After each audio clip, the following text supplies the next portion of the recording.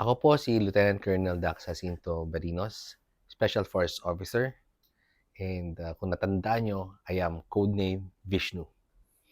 Yung Pakapaki sa Marawi, Taglife, etc. And kung nakikita nyo na na-involve ako most sa Marawi Siege, marami pa akong ibang involvement gaya ng ibang Special Forces troopers. Nasama na ako sa operation sa dating Compostela Valley, Agusan del Norte, Bulacan, at Palawan.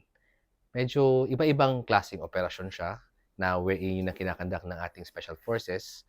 Operations natin na meron tayong peacekeeping, meron tayong kung may gera-gera, syempre, meron ding mga rescue missions kagaya ng pagpananalanta sa mga pag-rescue sa pagsalantan sa mga bagyo. Ang Special Forces natin ay multi-mission capable. Sila ay hindi namimili kung ano ang mission na ibibigay sa kanila.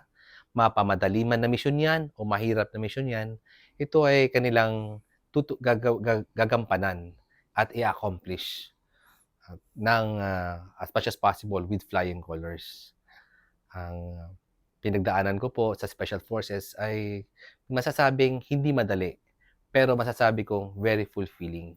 Dahil dito, sa mga experiences o sa mga pagsubok na dinanas natin, dito nakita natin na effective nga talaga ang pag-preparation sa mga pinagdaanan ko at experience ko sa Special Forces. Makikita natin na kung paano nila paghandaan at ihanda ang kanilang mga hukbo para sa anumang misyon na bibigay sa kanila.